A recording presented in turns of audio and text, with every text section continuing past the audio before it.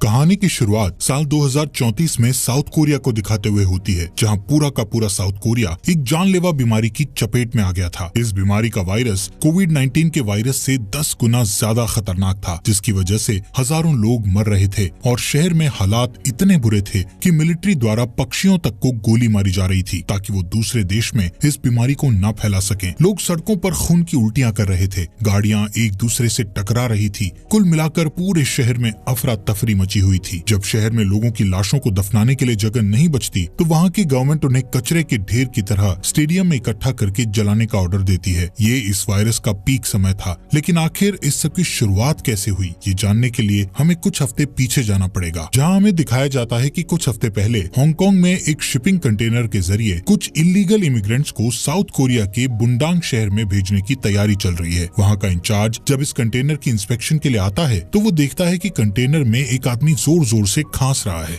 इसके बावजूद भी वो इंचार्ज ये कहता हुआ कि सब ठीक है, उस कंटेनर को साउथ कोरिया के लिए रवाना कर देता है। दूसरी तरफ बुंडांग शहर के किसी दूसरी जगह पर किम नाम की एक लेडी अपनी कार से कहीं पर जा रही होती है कि अचानक उसकी कार का एक्सीडेंट होने की वजह से वो अपनी कार समेत एक गड्ढे में गिर जाती है, जहाँ कंस्ट्रक्शन का काम चल रहा था। उसे बचाने के लिए जल्दी ही बचाव दल वहाँ पहुँच जाता है, पर वो कार इस तरह गड्ढे में अटकी हुई थी कि एक बार में एक ही आदमी उस गड्ढे में उतर सकता था। यहाँ पर केंगजी नाम का एक लड़का गड्ढे में धीरे धीरे करके नीचे उतरता है। वहीं सिचुएशन इतनी बुरी थी कि अगर थोड़ा सा भी ज्यादा मूवमेंट होता तो कार के साथ किम भी गड्ढे के अंदर गिर सकती थी, पर अपने एक्सपीरियंस और समझदारी से केंगजी किम तक पहुंचकर उसे सही सलामत बाहर निकाल लाता है। इस कामयाबी के बाद वो किम से बात करने के लिए उसकी तरफ बढ़ता है, पर वो उसे इग्नोर करके एम्बुलेंस में बैठकर वहाँ से चली जाती है। रात में किम फोन करके केंगजी को मिलने के लिए उस एक्सीडेंट वाली जगह पर ही बुलाती है। ये सुनकर केंगजी बहुत खुश हो जाता है, ये सोचकर कि किम ने उसका शुक्रिया अदा करने के लिए बुलाया है। पर वहाँ पहुँचने पर उसे पता चलता है कि किम ने उसे गड्ढे में गिरे अपने बैग को निकालने के लिए बुलाया था। ये सुनकर वो बहुत दुखी हो जाता है। वो किम को ये कहकर ऐसा करने से मना कर देता है कि ये उसके प्रोटोकॉल्स के खिलाफ है, लेकिन जैसे ही किम वहाँ से जाती है तो वो अपने एक साथी की मदद से गड्ढे में जाकर उस बैग को निकाल लाता है। इसके बाद उस बैग को चेक करने पर केंगजी को उसमें से एक आइडेंटिटी कार्ड मिलता है, जिसे देखकर उसे पता चलता है कि किम एक डॉक्टर है। तभी बैग के अंदर से फोन की घंटी बजती है और केंगजी हिचकिचाते हुए फोन उठा लेता है। उसे किम की बेटी मिरियो की आवाज आती है और थोड़ी बातचीत करने के बाद केंगजी स्कूल के बाद उससे मिलने के लिए मान जाता है। इसी बीच बियंकी और बियोंग हु नाम के दो भाई उस इलीगल इमिग्रेंट्स वाले कंटेनर की तरफ बढ़ते हैं। जब वो लोग कंटेनर का दरवाजा खोलते हैं तो वो ये देखकर हैरान हो जाते हैं कि सिर्फ एक आदमी को छोड़कर बाकी सारे लोग मर चुके थे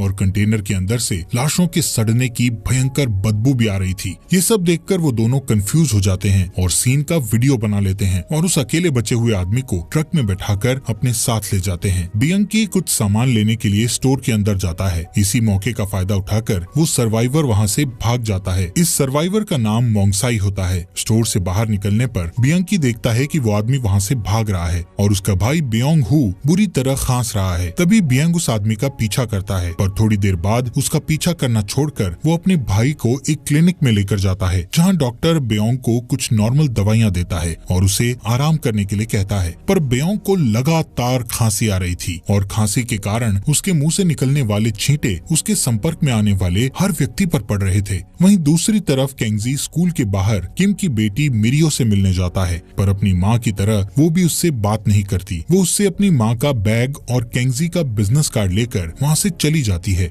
अपनी कार से घर लौटते समय केंगजी को पास खड़ी एक बस में कुछ लोग बुरी तरह से खांसते हुए दिखाई देते हैं। इस तरह में दिखाया जाता है कि वायरस धीरे धीरे पूरे बुंडांग शहर को अपनी चपेट में ले रहा होता है। वहीं घर लौटने पर किम अपने बैग को देखकर बहुत खुश होती है और अपनी बेटी को गले लगा लेती है। साथ ही केंगजी को मन में इसके लिए थैंक यू बोलती है। अब जब घर पर वो माँ बेटी बात कर रही होती है तो किम को उसके हॉस्पिटल से फोन आता है कि वहाँ अचानक एक इमरजेंसी आ गई है, इसलिए उसे तुरंत हॉस्पिटल पहुँचना होगा। किम मिरियो को उसकी दादी के पास छोड़कर हॉस्पिटल चली जाती है। जब वो हॉस्पिटल पहुँचती है तो देखती है कि सब लोग डरे हुए हैं। वो तुरंत इमरजेंसी इमरजेंसी रूम की ओर जाती है, जहाँ पेशेंट बेयोंग हू बहुत क्रिटिकल कंडीशन में था। उसे बहुत ज्यादा खून की खांसी आ रही थी और उसके पूरे शरीर पर लाल धब्बे पड़ गए थे। किम अपने सीनियर डॉक्टर से कहती है कि ये एवियन फ्लू है, पर वो उसकी बात से सहमत नहीं होते। जल्द ही डॉक्टर्स बेयोंग हू के फोन में वो कंटेनर वाला वीडियो देखते हैं जिसमें कि डेड बॉडीज भरी हुई थी। यहाँ पर वो लोग समझ जाते हैं कि ये वायरस वहीं से फैला है। वो जल्दी से बेयोंग के भाई बियंग से इसके बारे में पूछने लगते हैं, लेकिन बियंग उन्हें कुछ नहीं बताता।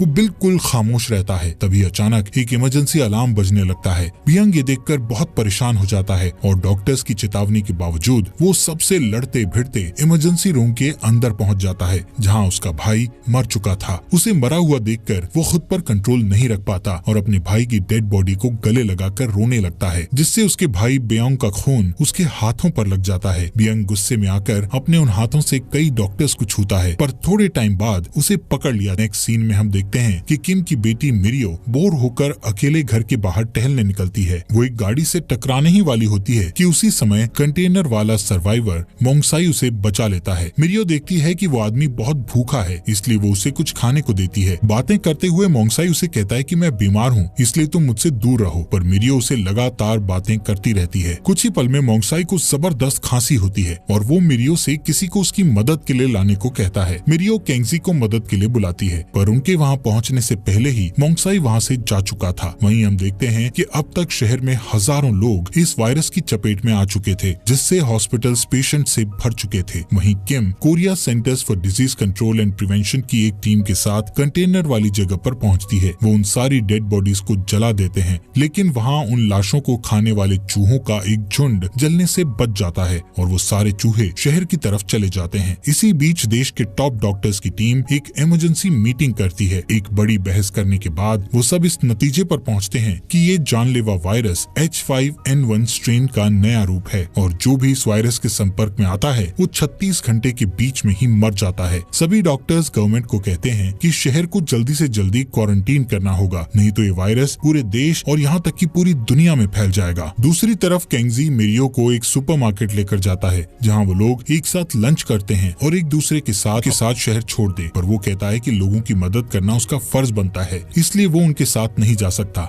ये कहकर केंगजी किम को उसकी कार की चाबी देकर उन्हें वहाँ से भेज देता है। थोड़ी देर बाद वो अपने एक साथी के साथ मिलकर सुपरमार्केट में फंसे हुए लोगों को बाहर निकालने लगता है। वहीं किम और उसकी बेटी एयरपोर्ट पहुंचकर सिक्योरिटी चेक को पास करती है, लेकिन जैसे ही वो सियोल जाने वाली आखिरी फ्लाइट की ओर बढ़ती है, तभी मिरियो खांसने लगती है, जिससे उन्हें फ्लाइट में जाने नहीं दिया जाता। उसी रात कोरियन आर्मी, यूएस फोर्सेस और केसीडीसी के साथ मिलकर पूरे शहर में स्ट्रिक्ट लॉकडाउन कर देती है और सारे शहर वासियों को क्वारंटाइन कैंप में भेज देती है। वहीं सियोल सिटी में पॉलिटिशियंस, नेशनल और इंटरनेशनल डॉक्टर्स के साथ मिलकर एक इमरजेंसी मीटिंग करते हैं और इस नतीजे पर पहुंचते हैं कि सारे सिटीजन्स का एक टेस्ट किया जाएगा, जिसमें इन्फेक्टेड और अनइन्फेक्टेड लोगों को अलग अलग रखा जाएगा। उनका प्लान था कि जिन लोगों में इस वायरस के लक्षण नहीं पाए जाएंगे उन्हें छोड़ दिया जाएगा और जो इन्फेक्टेड होंगे उनको इलाज के लिए अलग वार्ड में रखा जाएगा। वहीं बुंडांग सिटी में किम अपनी बेटी के साथ वापस कैंप पर आ जाती है। वो देखती है कि वहाँ के हालात बहुत ही खराब होते जा रहे हैं। सड़कों पर चलना तो दूर, वहाँ लोगों के हिलने तक की जगह नहीं थी। उनमें से कुछ ऑलरेडी खून वाली खांसी कर रहे थे, जबकि दूसरे इस बात से डरे हुए थे कि वो भी जल्द ही इन्फेक्टेड हो जाएंगे। किम अपनी बेटी के बाल बांधते टाइम उसकी गर्दन पर रेड रैशेस देखती है। इसके बावजूद भी वो उसे क्वारंटीन कैंप के अंदर एग्जामिनेशन रूम में ले जाती है। अगली सुबह कुछ सैनिक गवर्नमेंट के ऑर्डर से बिल्डिंग्स की छतों पर चढ़कर सारे पक्षियों को गोली मार रहे होते हैं, ताकि वो वायरस को और जगहों पर न फैला सकें। उधर कैंप के अधिकारियों द्वारा मोंगसाई को ढूंढ लिया जाता है। उसको एग्जामिन करने के बाद डॉक्टर्स इस बात से हैरान रह जाते हैं कि किस तरह उसके शरीर ने इस वायरस से लड़ने के लिए अपनी इम्यूनिटी डेवलप कर ली है, जिससे वो उस वायरस के असर से बच गया है। तभी कैंप के अधिकारी किम को इस वायरस के लिए एंटीबॉडी पर काम करने के लिए कहते हैं, क्योंकि उस समय कैंप में वही इकलौती ऐसी डॉक्टर थी जो उस वायरस के बारे में जानती थी। कुछ घंटों बाद किम मोंगसाई के शरीर से एंटीबॉडी निकालने में कामयाब हो जाती है। जैसे ही वो उस एंटीबॉडी को किसी पेशेंट के शरीर में डायरेक्ट इंजेक्ट करने की बात करती है, तभी उसके सीनियर्स उसे ऐसा करने से मना कर देते हैं। थोड़ी देर बाद जब वो अपनी बीमार बेटी को चुपके से उस जगह से निकालने की कोशिश करती है, तब दो क्वारंटाइन स्टाफ मिरियो को उसके टैग नंबर 2066 से ढूंढते हुए उन तक पहुंच जाते हैं। वो किम से कहते हैं कि उसकी बेटी का रिजल्ट पॉजिटिव आया है, इसलिए वो वहाँ से उसे लेने आए हैं। यहाँ पर किम बहुत ही ज्यादा दुखी हो जाती है, क्योंकि उसे अपनी बेटी से बिछड़ना पड़ रहा था। पर तभी केंगजी आगे आकर गार्ड से अपना नंबर 2066 बताता है, जिसके बाद गार्ड उसे इन्फेक्टेड जोन में लेकर चले जाते हैं। थोड़ी देर बाद केंगजी के एक फ्रेंड की नजर उस पर पड़ती है और वो बड़ी चालाकी से उसे इन्फेक्टेड जोन से बाहर निकाल लाता है। वहीं दूसरी तरफ किम उस जगह पहुंचती है जहां मोंगसाई को रखा गया था। यहाँ पर किम ये जानती हुई कि हायर अथॉरिटी ने एंटीबॉडी को डायरेक्ट किसी को इंजेक्ट करने के लिए मना किया हुआ है, इसके बाद भी वो मिरियो पर उस एंटीबॉडी का इस्तेमाल करती है क्योंकि उसकी तबीयत बहुत ज्यादा खराब हो चुकी थी। किम अपनी बेटी और मोंगसाई के बीच एंटीबॉडी का ट्रांसफ्यूजन शुरू करती है, पर तभी गार्ड्स ये देखकर अंदर आ जाते हैं और किम को बेहोश करके इन्फेक्टेड मिरियो को वहाँ से ले जाते हैं। वहीं केंगजी देखता है कि गार्ड्स मिरियो को इन्फेक्टेड जोन में लेकर जा रहे हैं, इसीलिए वो उनका पीछा करता है। रास्ते में उसे मिरियो का हेड बैंड पड़ा हुआ दिखता है। जल्दी ही वो उस जगह पहुंच जाते हैं जहां हजारों इन्फेक्टेड लोगों की लाशों को प्लास्टिक में लपेटा जा रहा था, जिनमें से कुछ लोग अभी मरे भी नहीं थे। केंगजी मिरियो को ढूंढ ही रहा होता है कि तभी वो वहाँ एक भयंकर दृश्य देखता है जिसमें एक बहुत बड़ी क्रेन लाशों के ढेर को उठाकर स्टेडियम में डाल रही थी और ये स्टेडियम अब मुर्दों को जलाने का एक बहुत बड़ा गड्ढा बन चुका था। यहाँ पर केंगजी ये सोचता हुआ कि इससे पहले ये क्रेन मिरियो को उठाकर यहाँ से इस गड्ढे में जला दे, वो जल्दी से मिरियो को वहाँ ढूंढने लग जाता है। अचानक एक आग की बड़ी लपट लोगों की बॉडीज को अपने घेरे में ले लाने लगती है। तभी केंगजी को एक रिंगटोन सुनाई देती है जिससे वो पहचान जाता है कि ये मिरियो के फोन की रिंगटोन है। वो तुरंत उस जगह भागता है और देखता है कि मिरियो प्लास्टिक में लिपटी हुई है जो कि अभी भी जिंदा है। दूसरी ओर क्वारंटीन कैंप के अंदर एक ऑफिसर एक इन्फेक्टेड सोल्जर को गोली मार देता है, जिससे लोग गुस्से से बेकाबू होकर कैंप से बाहर आ जाते हैं। बाहर जाते हुए वो लोग देखते हैं कि केंगजी मिरियो को जलती हुई लाशों के ढेर से बचाकर लेकर जा रहा है, जिससे वो लोग समझ जाते हैं कि इन्फेक्टेड लोगों को जिंदा ही जलाया जा रहा है। लोगों के भड़कने के कारण मेडिकल स्टाफ उस जगह को छोड़कर किसी और जगह पर जाकर मोंगसाई पर रिसर्च जारी रखने का फैसला करते हैं। वो किम को भी अपने साथ चलने के लिए कहते हैं, पर किम उन्हें ये कहते हुए मना कर देती है कि उसे अपनी बेटी को ढूंढना है। जैसे ही वो लोग बाहर की तरफ बढ़ते हैं तभी बियंग मोंगसाई को देख लेता है और अपने भाई को खोने का बदला लेने के लिए चाकू से उस पर हमला करता है। वहीं किम पागलों की तरह कैंप में अपनी बेटी को ढूंढ रही होती है, पर वो बहुत सारे सिविलियंस शूट आउट में मारे जाते हैं। वहीं केंगजी मिरियो के साथ उस जगह से बच निकलने में कामयाब हो जाता है। मिरियो अब पहले से बेहतर महसूस करने लगी थी, यहाँ तक कि वो अब बोलने भी लगी थी, जिससे पता चलता है कि एंटीबॉडीज ने उस पर अच्छा असर किया था। दूसरी तरफ किम अपनी बेटी से मिलने के लिए भाग कर जाती है, पर सोल्जर उसे रोक लेते हैं। वो बार बार कहती है कि उसकी बेटी के पास इस वायरस का इलाज है, इसलिए उनमें से एक सोल्जर उसे अपने बेस पर लेकर जाता है जहां वो उसकी प्रेसिडेंट से बात करवाता है। उधर सड़क पर एक आदमी केंगजी को ये कहते हुए सुन लेता है कि मिरियो की बॉडी से एंटीबॉडी बनाया जा सकता है, इसलिए वो उनके पीछे जाता है। जब मिरियो अकेली होती है तो वो उसे एक आइसोलेटेड रूम में लेकर उसका ब्लड निकालने की कोशिश करता है, लेकिन खुशकिस्मती से केंगजी सही समय पर अपने एक साथी के साथ वहाँ पहुँच जाता है और तीनों में जबरदस्त लड़ाई होने लगती है। आखिर में केंगजी उस आदमी को मार डालता है, लेकिन उसका बेस्ट फ्रेंड इस लड़ाई में गंभीर रूप से घायल हो जाता है। उधर किम प्रेसिडेंट से बात करते हुए उन्हें बताती है कि मेरी बेटी पूरी तरह से इस वायरस से लड़ चुकी है और उसके खून से इस वायरस का एंटीडोट भी बनाया जा सकता है। ये सुनकर प्रेसिडेंट अपने सोल्जर को फायरिंग रोकने का ऑर्डर देता है, लेकिन स्नाइडर उनकी बातों से सहमत नहीं होता और वो सोल्जर से शूटिंग जारी रखने के लिए कहता है। कुछ टाइम बाद किम बॉर्डर पर पहुंचती है और देखती है कि मिरियो इन्फेक्टेड लोगों के साथ है। वो उसकी तरफ दौड़ती है, लेकिन जब वो अपनी बेटी को लेने के लिए कंटेनमेंट लाइन की तरफ बढ़ती है तभी उसे एक गोली लग जाती है, क्योंकि स्नाइडर ने शूटिंग ना रोकने का ऑर्डर दिया हुआ था। इससे पहले कि सोल्जर और गोली चलाते, मिरियो अपनी माँ को कवर करके सोल्जर्स को गोलियां न चलाने को कहती है। ये देखकर सभी सोल्जर्स समेत सभी के दिल पिघल जाते हैं और वो पीछे हट जाते हैं। यहाँ तक कि इन्फेक्टेड लोगों को भी नई प्रेरणा मिलती है और वो सब बॉर्डर की तरफ दौड़ने लगते हैं। दूसरी तरफ जब स्नाइडर ये देखता है कि सोल्जर्स ने गोली चलाना बंद कर दी है, तब वो एयरफोर्स को हवाई हमले का आदेश देता है। ये देखते हुए अब इस सिचुएशन में प्रेसिडेंट भी इन्वॉल्व हो जाता है और वो अपने लोगों से कहता है कि अगर कोई फाइटर प्लेन बुंडांग में घुसने की कोशिश करे